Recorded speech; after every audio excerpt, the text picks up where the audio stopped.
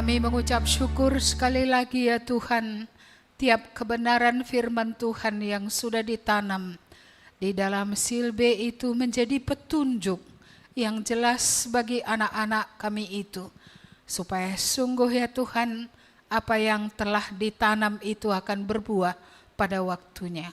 Kami bersyukur dalam usia mereka, beberapa orang boleh datang kepada Tuhan dalam pertobatan. Kami berdoa supaya Tuhan menjagai hati yang baru itu, agar sungguh akan bertumbuh semakin kokoh, menjadi pohon yang berbuah lebat. Mari Tuhan berkatilah, sekali lagi kami doakan untuk anak-anak kami ini, dan anak-anak yang sudah mendengar tapi belum mengambil keputusan. Kami berdoa supaya roh Allah lah yang terus bekerja, supaya sungguh tidak ada di antara anak-anak keturunan yang Tuhan berikan di tengah kami akan binasa.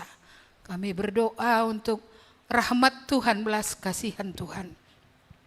Supaya semua doa yang telah dipanjatkan bukan saja untuk oleh orang tua, tapi juga oleh semua jemaat ini boleh dijawab oleh Tuhan. Tuhan, kami merindukan satu demi satu anak-anak kami ini. Di usia mereka akan bertambah, Tuhan akan membawa mereka bukan kepada sorga saja, tapi kepada pengakuan bahwa Engkaulah Tuhan atas hidup mereka dan itu real dalam kehidupan mereka sehari-hari. Terima kasih Bapa. Dan kami juga berdoa untuk firman-Mu yang kembali kami merenungkan sebagai persiapan kami untuk Paskah yang akan datang. Kami berdoa supaya roh Allah yang suci akan sungguh-sungguh ya Tuhan bekerja di tengah-tengah kami. Supaya dalam bagi kami kasih-Mu ya Tuhan bagi hidup kami. Berkatilah firman-Mu Bapa, berbicaralah lagi kepada kami semua. Di dalam nama Tuhan Yesus kami berdoa dan mengucap syukur. Amin. Silakan duduk Bapak Ibu. Mari kita akan masuk ke dalam bacaan kita dari Yohanes pasal 13.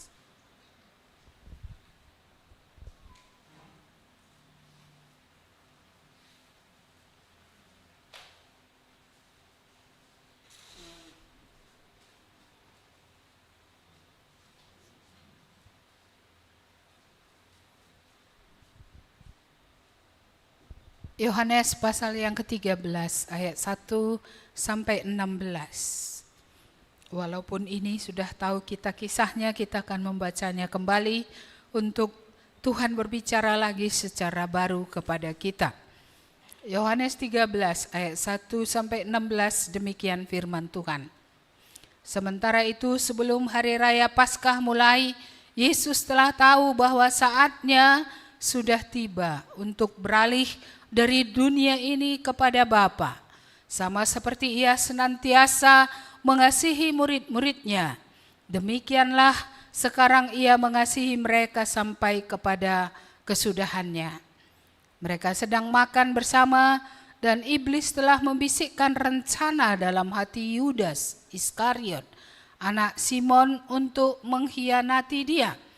Yesus tahu bahwa Bapanya telah menyerahkan segala sesuatu kepadanya, dan bahwa Ia datang dari Allah dan kembali kepada Allah. Lalu bangunlah Yesus dan menanggalkan jubahnya. Ia mengambil sehelai kain lenan dan mengikatkannya pada pinggangnya.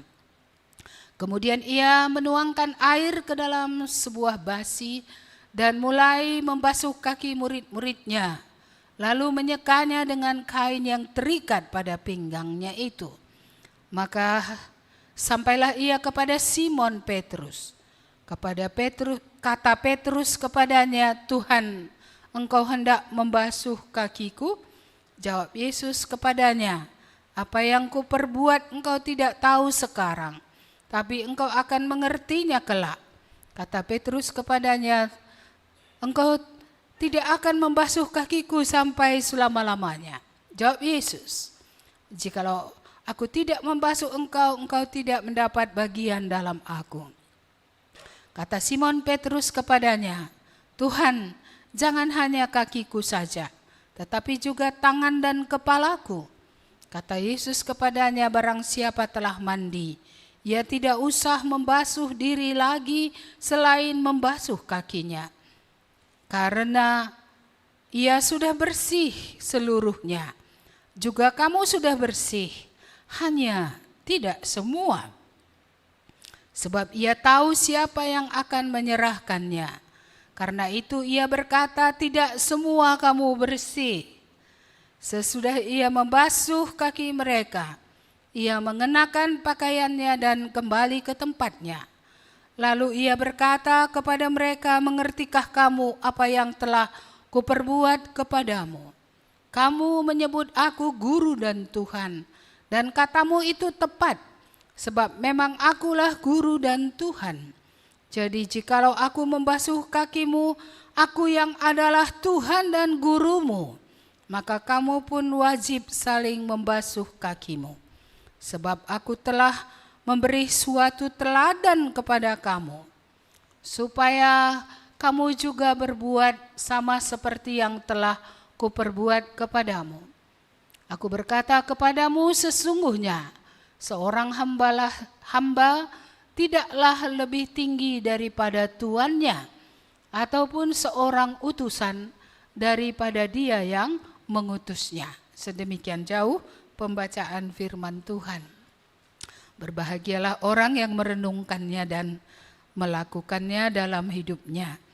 Iya, Bapak Ibu, beberapa waktu yang lalu itu Mama Zio ya, anaknya sakit, ya sesak gitu ya.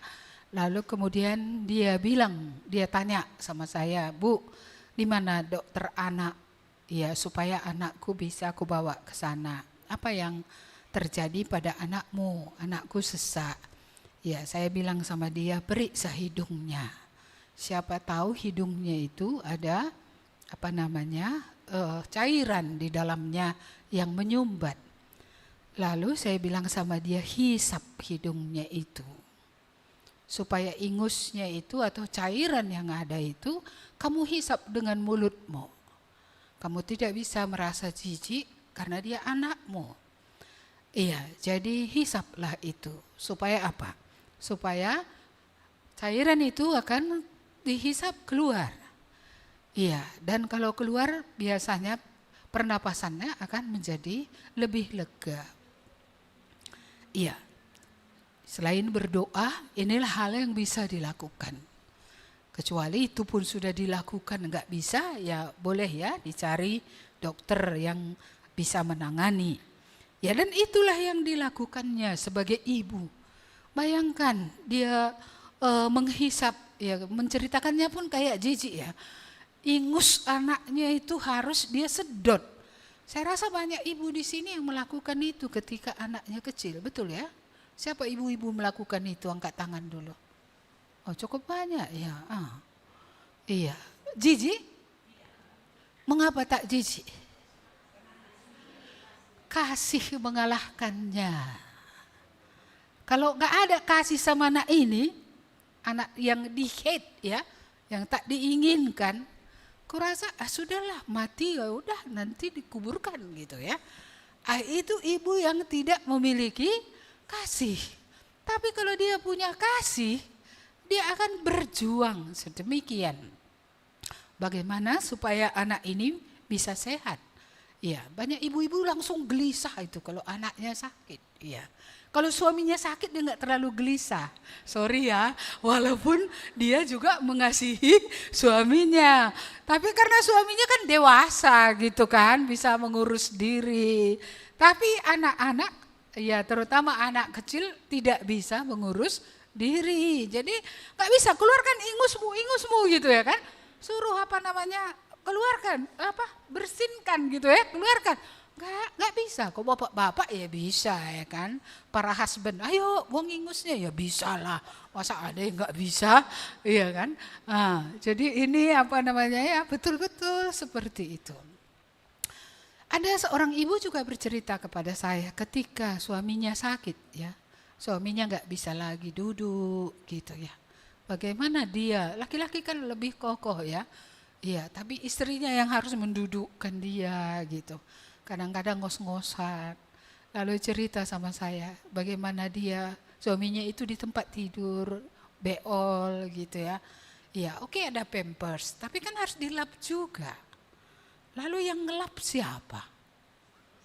Ya istrinya lah. Jadi itulah yang dilakukannya. Ya walaupun itu dilakukan sering juga orang tidak menghargai istri ya. Iya, padahal dia melakukan seperti itu sampai suaminya mati. Tapi sayang keluarga suaminya bilang, hanya kami yang mengasihi bapak ini. Nah, istrinya enggak loh, siapa bilang enggak? Sekian tahun masak, cuci baju, mengurus semua ya kan. Sudah sakit seperti itu tadi, sudah enggak bisa duduk gitu ya. Bahkan kadang tidur pun harus duduk. Tidak bisa telentang terus, harus duduk seperti itu. Iya, Bapak Ibu kasih seperti itu real ya. Itu kasih yang nyata. Iya. Hari ini kita diingatkan kembali, tema kita hari ini kasih dan kerelaan hati. Kita diingatkan kembali akan kasih Yesus. Kasih Yesus ini sungguh luar biasa kepada murid-muridnya. Bukan kepada murid-muridnya yang baik gitu ya. Tapi juga kepada muridnya yang gak baik tadi. Karena di dalamnya tadi ada siapa? Judas. Jikalau kita berhadapan dengan seorang Judas yang kita tahu akan mengkhianati kita, masihkah kita akan baik kepada dia atau mengasihi dia? Saya rasa enggak. Nengok mukanya pun kita gak senang lagi. Ya. Kalau bisa ulas ada matahari jangan satu matahari. Tapi kasih Yesus ini luar biasa. Udah tahu dia bahwa Judas ini akan mengkhianati dia. Bukankah tadi dikatakannya satu dari antara kamu tidak bersih? Karena tahu dia bahwa Judas akan mengkhianati dia. Tapi walaupun begitu, kenapa dia masih menyapa Judas? Kenapa dia masih baik-baik ya? Saya lama juga menjadi pertanyaan dalam pikiran saya. Mengapa kalau Yesus tahu Judas akan gagal, akan jatuh? Mengapa dia memilihnya menjadi muridnya? Kenapa enggak pilih yang lain? Iya, tapi dia memilih salah satu di antaranya adalah Judas. Mengapa? Ya, saya rasa Yesus memilih Judas itu bukan kebetulan, enggak.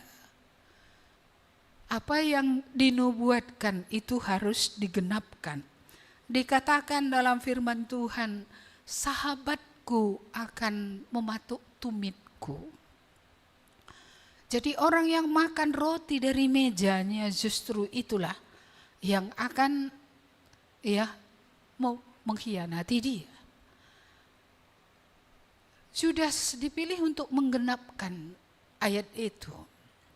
Tapi di sisi lain, Judas sebenarnya diberi kesempatan oleh Tuhan. Sama seperti kepada semua manusia, diberi kesempatan oleh Tuhan kepada Judas, diberikan juga kesempatan. Kepada kita, toh diberi kesempatan juga. Entah pun nanti ada di antara kita jadi Judas atau tidak, tapi diberikan kesempatan. Dan disinilah kita akan melihat juga bagaimana kehendak bebas ini tadi akan kelihatan. Ya, bahwa nubuat kehendak bebas itu ada. Bahwa kehendak bebas itu memang enggak artinya bukan ditiadakan. Itu ada. Dan konsekuensi pilihan itu pun pasti ada. Tidak ada orang, kalau diam abstain itu bukan pilihan, diam juga pilihan. Diam juga pilihan. Ketika orang mendengar firman Tuhan, dia tidak bereaksi yang positif, dia memang tidak melawan, dia teriak, dia tidak menghujat Allah, tapi dia diam, itu kan pilihan juga. Karena diam juga sama dengan menolak. Diam juga sama dengan tidak menerima Tuhan atau firman Tuhan yang dinyatakan itu. Ya, jadi kesempatannya ada, pilihan bebas, ya itu memang harus ada pada manusia. konsekuensi pilihan bebas juga nggak bisa kita ingkari. Itu pasti ada. Tidak ada orang yang diam lalu tidak mengambil keputusan, lalu dia tidak akan dihukum. Nggak ada. Ya, kalau saudara tidak berbuat apa-apa, saudara akan dihukum justru karena tidak berbuat apa-apa. Iya, saudara akan dihukum karena tidak berbuat apa-apa. Jadi yang benar adalah ketika Tuhan menyampaikan isi hatinya kepada kita, ya kita menyambut. Itu yang benar. Menolak berarti juga nggak jadi yang baik. Diam juga nggak jadi yang baik. Iya. Mari kita kembali ke bagian ini tadi. Yesus tahu saatnya sudah tiba. Jadi ketika dia datang dari surga ke dalam dunia, dia dari Allah dan kembali kepada Allah, dia tahu waktu yang terbatas ketika dia berada di dalam dunia. Terbatas waktunya. Dia tidak akan juga di dalam dunia selama-lamanya dalam tubuh manusia. Dia hanya datang ke dalam dunia untuk apa yang Bapa tadi ingin untuk dia kerjakan. Dan Bapa mau supaya dia hidup menjadi manusia. Hidup di antara manusia, yang memakai bahasa manusia, makanan manusia, pakaian manusia, cara hidup manusia, tapi tidak berdosa. Dia menjadi sampel Adam yang pertama gagal, dia menjadi sampel Adam kedua yang tidak pernah gagal. Ya, dia menjadi contoh bagaimana sebenarnya manusia harusnya hidup gitu ya. Iya. Jadi dia tahu pada waktu tertentu saja nanti dia akan berada di dalam dunia. Dan dia pada waktu itu tahu waktunya semakin mendekat. Sudah datang mendekat. Dia harus beralih dari dunia kepada Bapa. Tugas yang dipercayakan Bapa ini tidak bisa tidak diselesaikan. Dan dia siap untuk penyelesaian yang sangat menyakitkan. Dia siap untuk penyelesaian yang sangat sebenarnya membuat dia menderita. Bapak, Ibu, saudara-saudari yang dikasihi Tuhan, pelajaran kita yang pertama di sini, betapa kasih-Nya besar. Bukan saja kepada murid-muridnya yang selama ini mendengarkan dia, bahkan termasuk terhadap muridnya yang mendengarkan tapi tidak pernah sampai kepada iman. Tidak pernah sampai kepada tujuan mengapa manusia harus hidup. Judas tidak pernah sampai di sana. Dia tidak pernah sampai kalau manusia diciptakan segambar dengan Allah supaya gambar itu ada. Dia tidak pernah sampai kembali kepada kemuliaan Allah. Tidak pernah sampai. Mendengar. Banyak kali waktunya mendengar. Jangan sempat kita salah satu dari orang yang terus mendengar, tapi tidak ada respon yang positif terhadap Allah, terhadap Yesus yang sudah mengasihi kita. Saya membayangkan kalau ada orang mengkhianati saya, apa masih bisa saya ramah ya?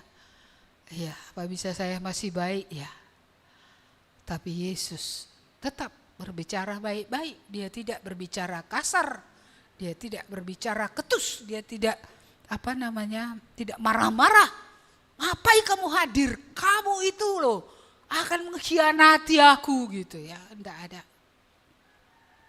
Kesabarannya luar biasa, kasih-Nya luar biasa. Dan dalam melihat dan mengalami semua itu dia menjaga dirinya tetap tidak berdosa. Ini pelajaran kita yang pertama. Mari kita renungkan apakah kita bisa mengasihi orang yang tidak baik kepada kita. Apakah kita bisa mengasihi musuh yang akan menjual kita. Inilah jikalau kita tidak mengalami kasih Allah. Bagaimana bisa? Istri yang kita pacari dari muda saja pun, ya kan, yang kita kasihi, kita kawini pun kadang gak bisa kasih terus ya. Ya, ini retreat keluarga harus ikut, ya kan? Supaya kita diingatkan lagi, belajar lagi dari Tuhan, supaya kita beroleh sumber kasih itu, dan akhirnya kita bisa bertahan kasih itu. Ya, oleh karena kasih itu menutupi ya banyak dosa. Saudara-saudara, kita melihat ini bagian yang pertama ya. Jadi Yesus betul-betul tahu dia datang, dia akan pergi. Dia tahu dia akan menderita, dia akan mati. Tapi dia rela menjalani semua itu. Karena itu yang berkenan bagi Bapa, dan itu yang akan berguna bagi manusia yang dia ciptakan, yang telah jatuh ke dalam dosa. Satu anak tak bertanya gitu. Ya kalau Tuhan tahu segala sesuatu, mengapa ya dia ciptakan manusia? Nah ini, biasanya kayak gini-gini kan anak laki-laki ini. Iya, kenapa Tuhan ciptakan manusia kalau tahu dia jatuh?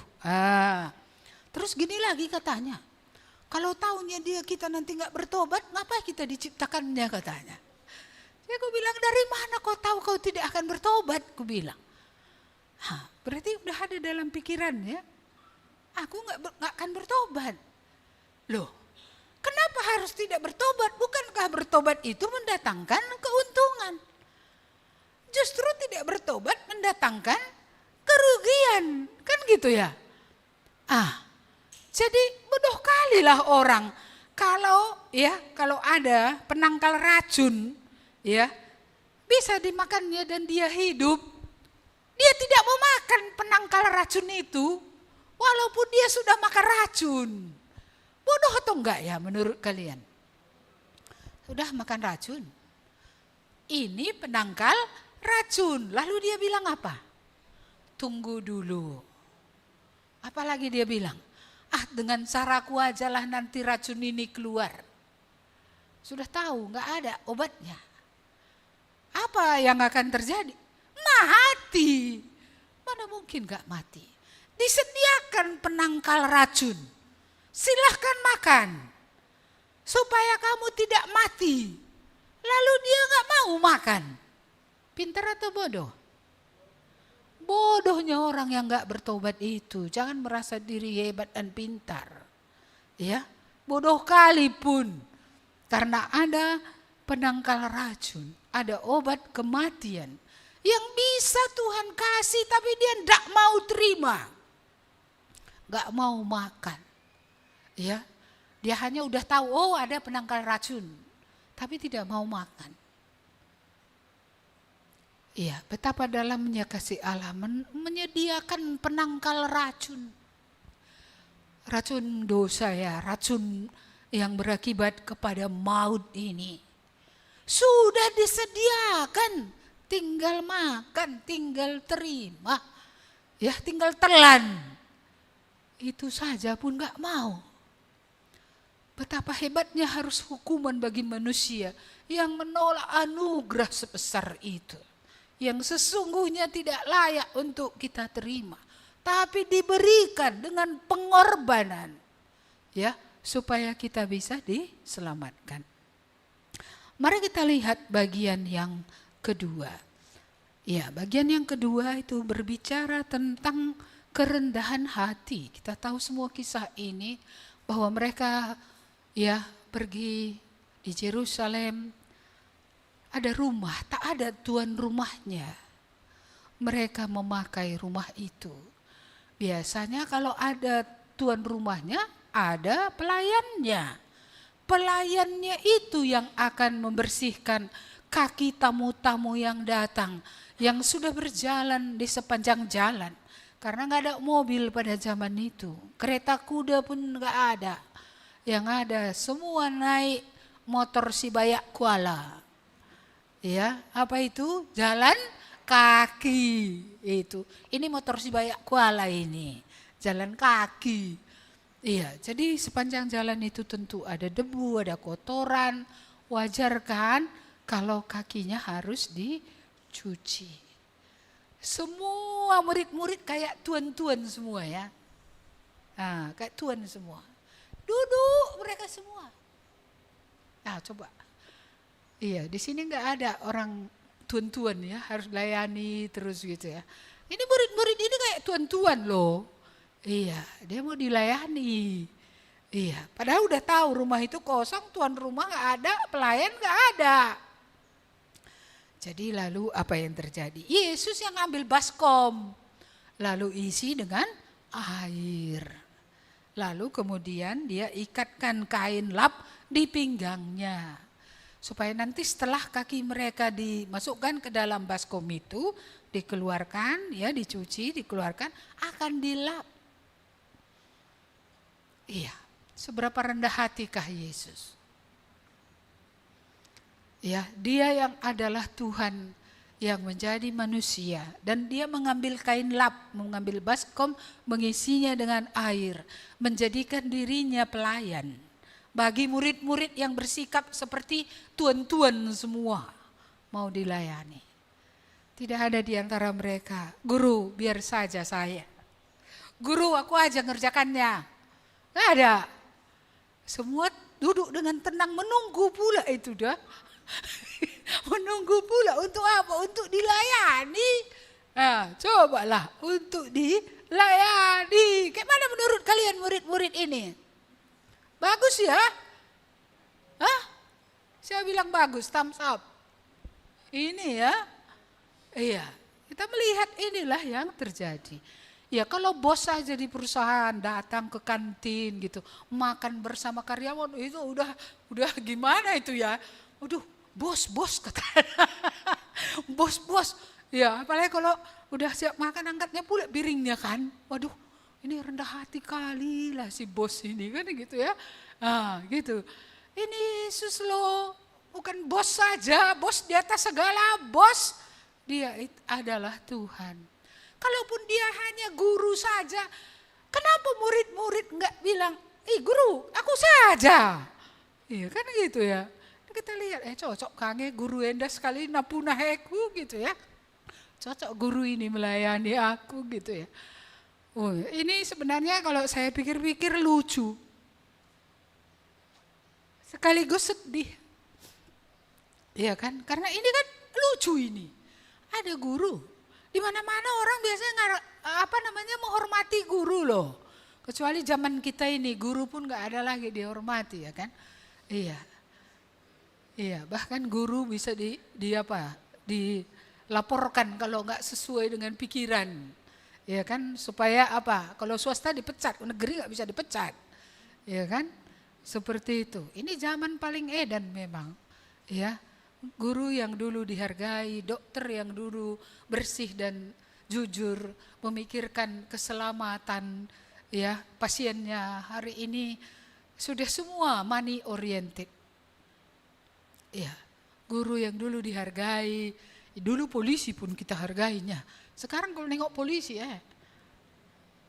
nggak bisa lagi kita menghargai, udah jadi susah juga ya. Kenapa? Karena kita langsung bayangkan, oh dia ngompas orang, padahal nggak semuanya gitu dah. Pastinya nggak semua gitu. Aparat ini kan, tapi ya inilah kita doakanlah negara ini supaya bisa betul-betul menegakkan ya apa yang namanya kejujuran, ya apa yang namanya tanggung jawab, integritas seperti itu ya, supaya jangan ya kita di Asia dicap nomor 6 terkorup di Asia ya.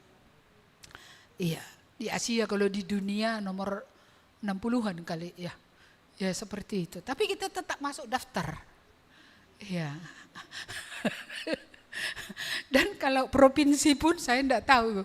Provinsi di Indonesia ini kita nomor berapa gitu ya kan. Iya. Jadi kita melihat bagaimana Yesus betul-betul rendah hati. Betul-betul dia, aku kan gurumu gitu, enggak gitu ya. Aku bukan saja guru loh, aku ini Tuhan loh. Sadar enggak kamu siapa aku? Kok aku yang ngerjakan ini? Enggak. Dia justru membersihkan kaki mereka. Iya, dan murid-murid itu mulai dari Petrus tadi ya. Petrus langsung enggak cocoknya rasanya. Apa kata Petrus tadi? Jangan cuci kakiku. Selamanya Tuhan gak boleh cuci kakiku, kan itu katanya. Tahu juga dia gak etis, gak benar kayak gitu ya. Tapi kenapa dia nggak ambil baskom itu? Ya, tahu dia nggak benar. Jangan cuci kakiku.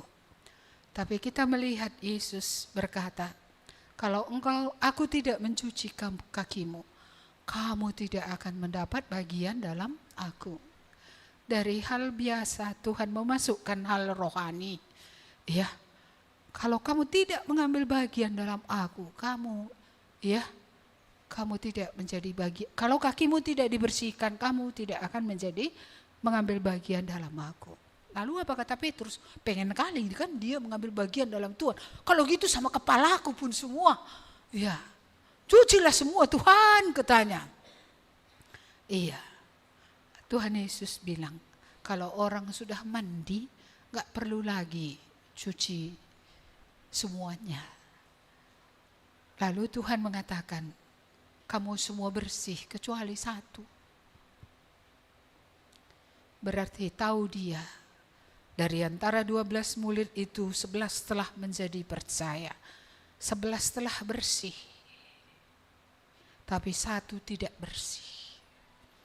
Tahukah Tuhan yang mana bersih? Tahu dong. Tahukah Tuhan mana enggak bersih? Tahu. Kita ini pun duduk di sini semua Tuhan tahu yang mana yang sudah diampuni. Yang mana yang sudah mandi maksudnya di sini adalah sama dengan sudah menerima Tuhan ya.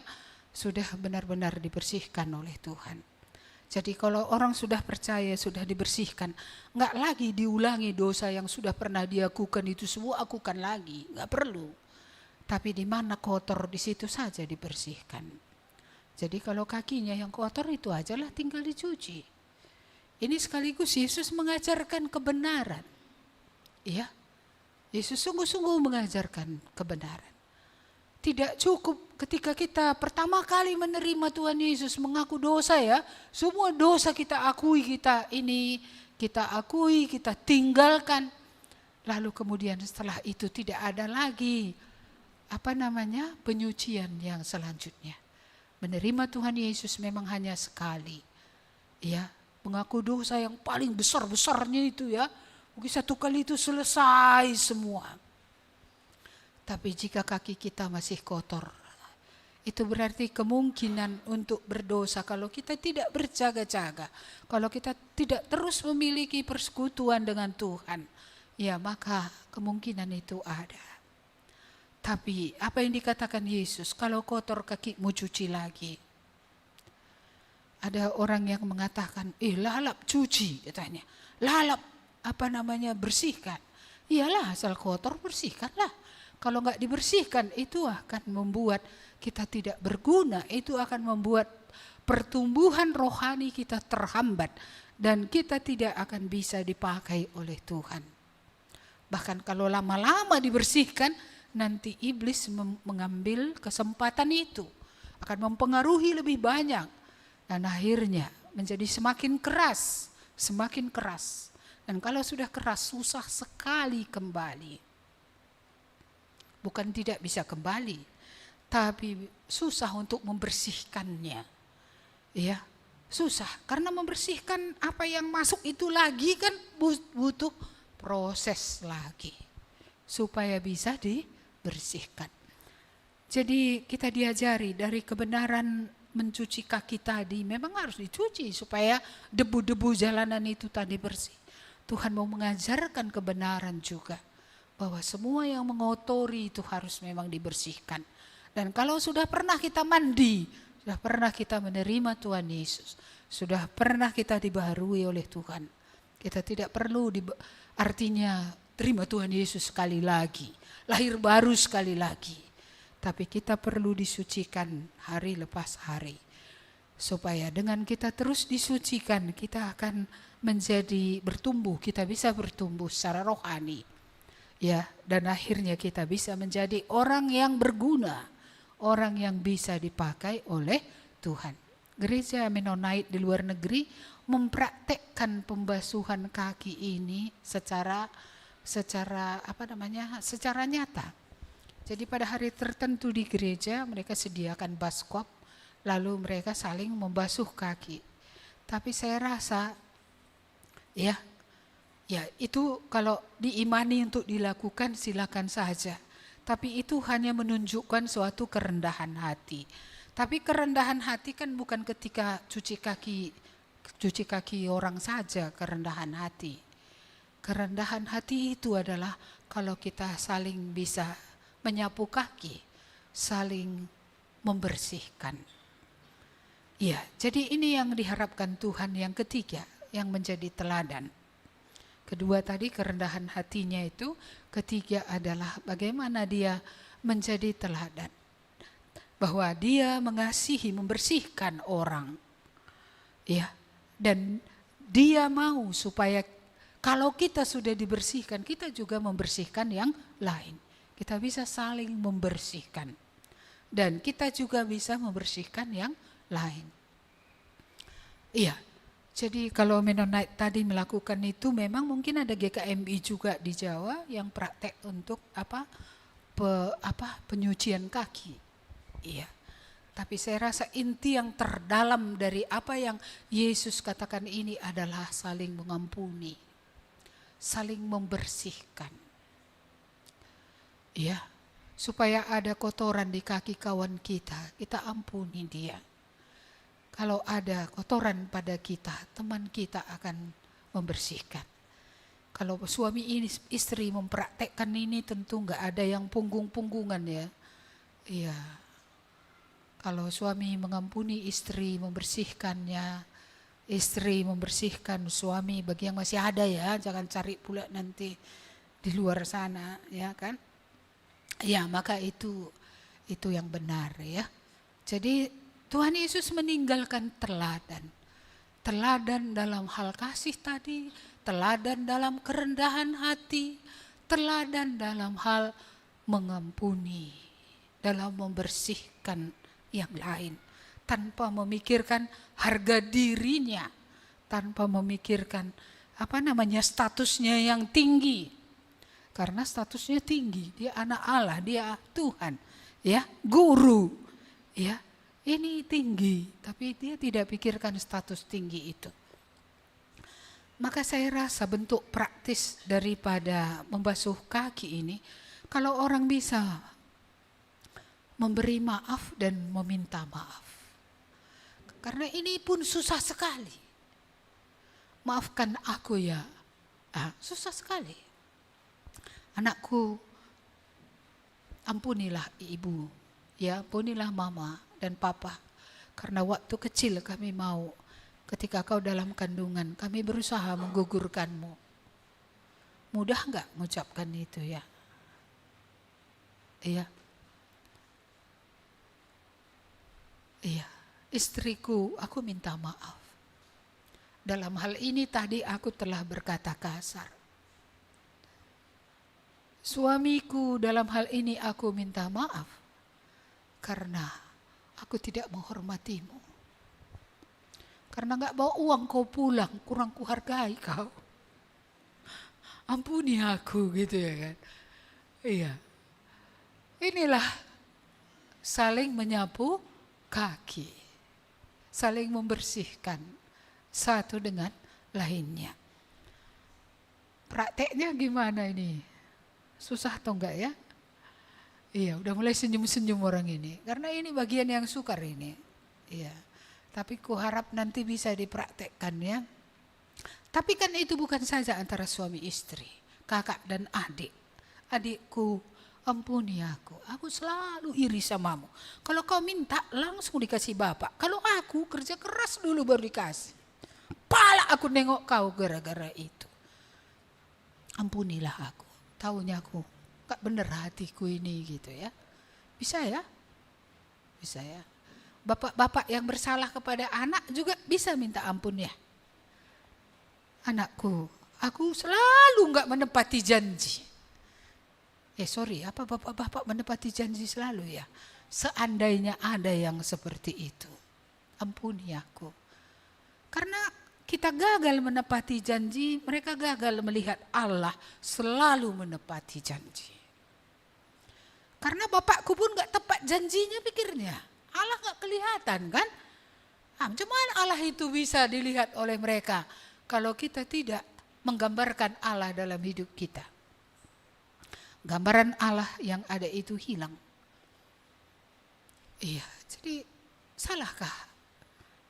Menjadi rendahkah kita ketika kita mengatakan kepada anak tadi, maafkan Papa? Iya, saya rasa enggak. Inilah justru yang akan membuat anak itu akan dipulihkan gambar Allah itu bagi dia. Akhirnya mereka akan melihat, ya, bahwa Allah memang akan menggenapi janjinya. Karena Bapak pun kalau dia enggak genapi, dia nyesal dan dia berkata, maafkan saya. Bagaimana dengan anak terhadap orang tua? Kalau ada yang kita lakukan tidak pas, ya kita punya orang tua, telepon pun kita tidak. Kita tidak pernah peduli bagaimana kabarnya. Kita tidak peduli bagaimana dia.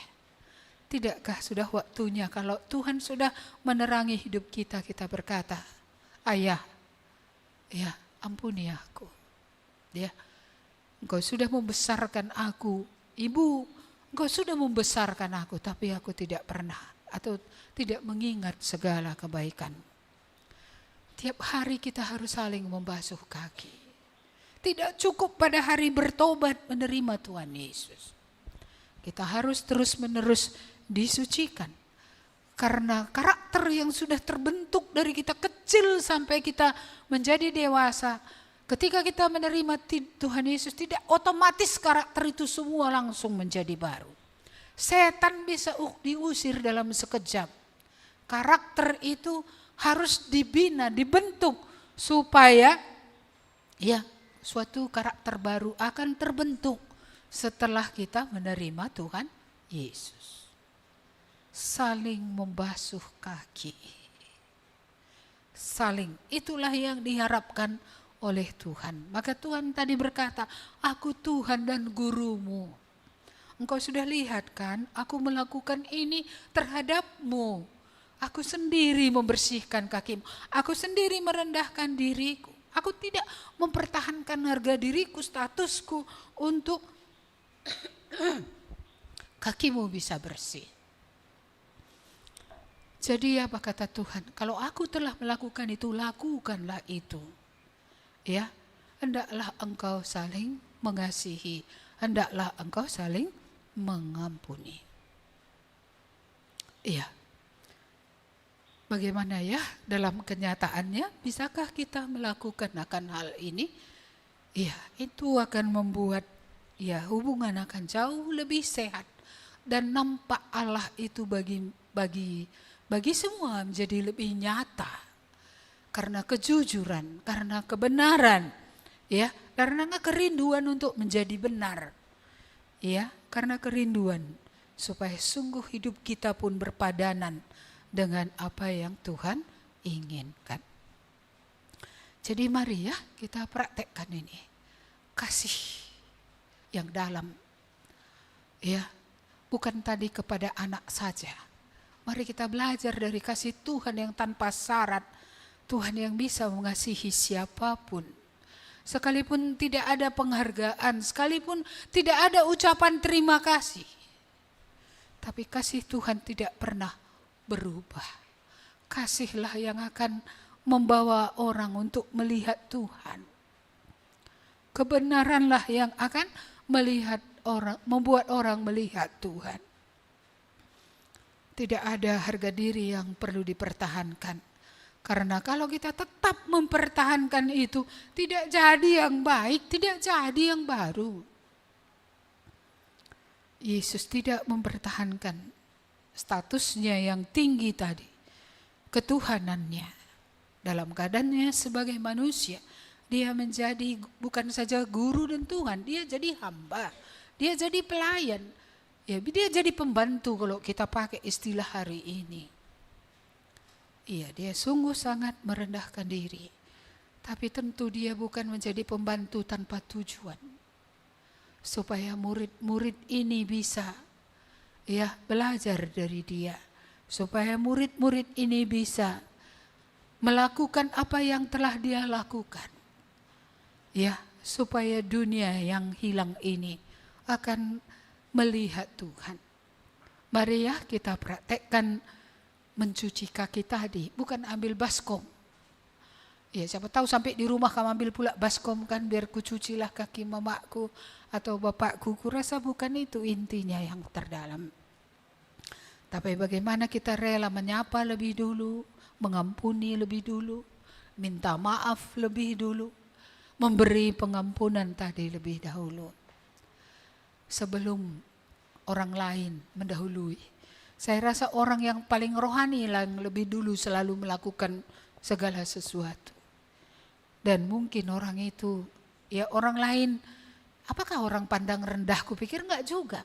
Buktinya orang tua yang minta maaf kepada anak enggak pernah loh anak itu bilang, bapakku rendah, enggak pernah loh.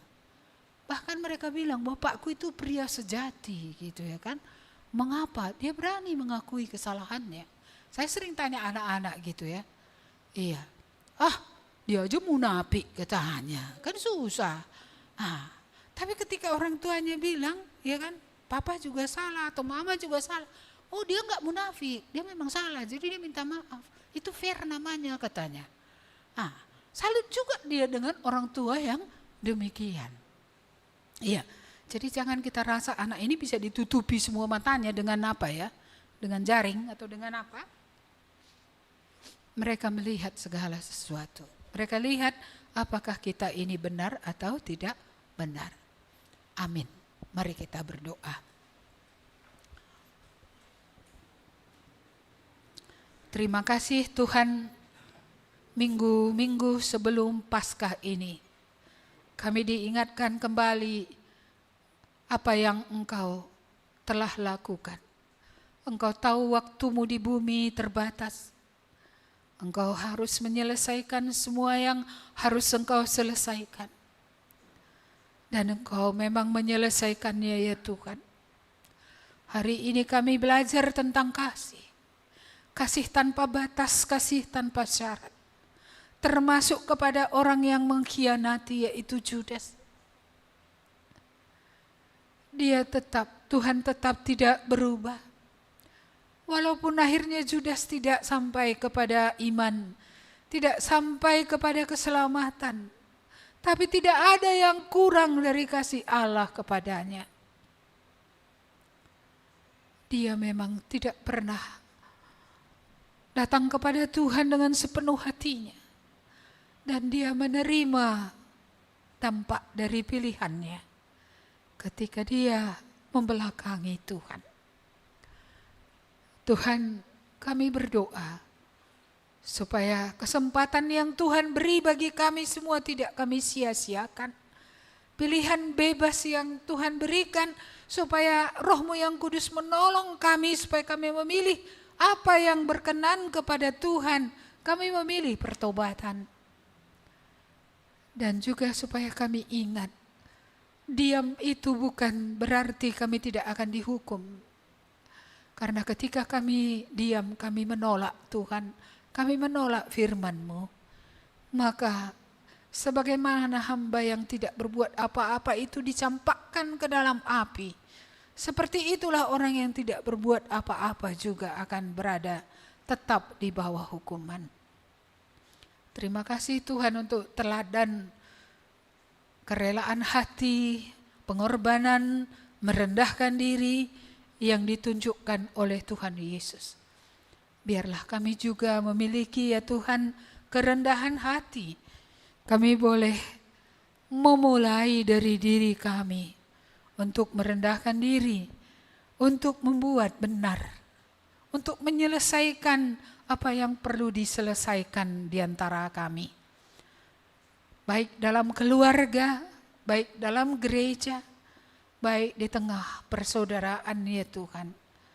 Kiranya Roh-Mu yang menolong kami supaya kami boleh benar-benar ya Tuhan memulai untuk menyelesaikan itu. Dan kami juga bersyukur dari sini kami bisa belajar siapapun yang tidak dibersihkan Tuhan tidak mendapat bagian dalam Tuhan. Jadi siapapun juga di antara kami yang dosanya tidak diampuni, tidak akan dapat bagian dalam Tuhan di bumi dan sampai kepada kekekalan. Karena itu biarlah Tuhan hati kami itu dilembutkan supaya kami mengerti dosa itu serius di mata Tuhan. Karena itulah Kristus telah mati. Kami berdoa supaya Roh-Mu yang kudus juga membuat kami melihat betapa menjijikkannya dan betapa sangat seriusnya dosa itu ya Tuhan. Terima kasih untuk menyediakan darah untuk pengampunan dosa. Terima kasih untuk menyediakan racun, obat daripada racun dosa ini, yaitu kehidupan di dalam Tuhan Yesus, bukan kematian. Terima kasih Tuhan, Engkaulah teladan bagaimana kami harus hidup. Engkau telah membersihkan kaki murid-murid-Mu. Engkau yang adalah Tuhan dan Guru, dan Engkau mau kami saling membasuh satu dengan yang lain. Kiranya Tuhan mengaruniakan kepada kami hati yang rendah hati, bukan hati yang mempertahankan harga diri dan menghasilkan kerusakan terus-menerus, tapi hati yang rendah hati untuk memperbaiki, sehingga sungguh baik pribadi, baik hubungan antar pribadi, baik hubungan dalam keluarga, baik hubungan di tengah gereja, bisa sungguh-sungguh dipulihkan oleh Tuhan. Terima kasih Bapa, kami bersyukur atas firman-Mu hari ini. Biarlah Roh-Mu yang kudus membaharui kami. Berilah kami hati yang taat, berilah kami hati yang mau kami dulu untuk melakukan apa yang Tuhan katakan. Biarlah kami berlomba-lomba ya Tuhan, melakukan apa yang benar. Karena itu adalah untuk kemuliaan nama-Mu dan demi nyawa kami sendiri. Terpujilah Engkau Allah kami. Dan sekali lagi kami mengangkatkan retreat keluarga dan sila yang akan berlangsung besok. Kami menyerahkan seluruh kendaraan dari semua daerah, baik dari Medan, baik dari luar kota. Kami berdoa mohon penyertaan Tuhan. Kami mohon supaya semua kami Tuhan beri kesehatan, Tuhan beri kami kekuatan, Tuhan beri perlindungan di perjalanan, supaya kami boleh bersuka cita bersama. Ya Tuhan, boleh merayakan retreat ini mengingat kembali kasih-Mu yang besar itu. Kami berdoa supaya Roh-Mu betul-betul bekerja, membaharui tiap pribadi, membaharui tiap keluarga, baik yang single parent, baik yang masih utuh ya Tuhan. Kami membawakan semua kepadamu. Kami berdoa juga untuk anak-anak kami ikut ya Tuhan, dari lapisan usia yang agak berbeda, dan ada yang sangat kecil sekali, bahkan ada TK dan pra-TK.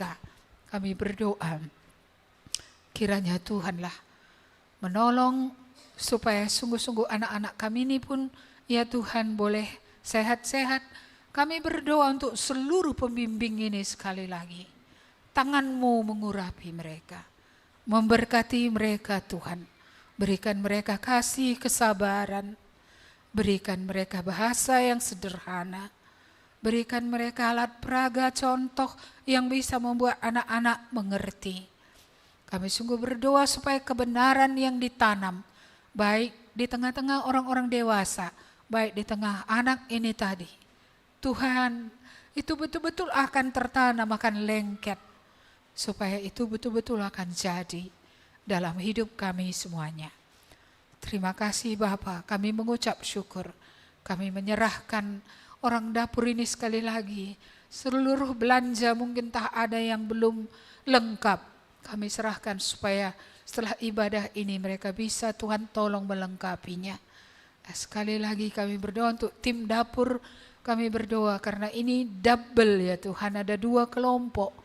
Kami mohon supaya Tuhan memberikan mereka sehat, memberikan mereka kekuatan dan hikmat pengelolaan waktu, supaya semua masakan bisa masak pada waktu yang sudah diskedulkan, supaya acara tidak akan menjadi terhambat. Terima kasih Bapak. Kami juga menyerahkan sekali lagi persiapan untuk Paskah yang akan datang. Kiranya Tuhan menolong setiap orang yang terlibat dalam Paskah ini. Dan kami juga terus mendoakan supaya berita Paskah ini menjadi berita sukacita, sehingga banyak orang yang akan mendengarnya yang akan sampai kepada keselamatan. Terima kasih Bapa, kami memuji Engkau, kami mengembalikan segala pujian, hormat, kemuliaan bagimu. Jemaat pulanglah, sungguh-sungguhlah hidup di dalam Tuhan, dan kiranya Roh-Nya yang kudus akan sungguh-sungguh mengokohkan engkau, menguatkan engkau untuk hidup terus dalam ketetapan Tuhan sampai Dia datang. Amin. Kepada Allah beri puji.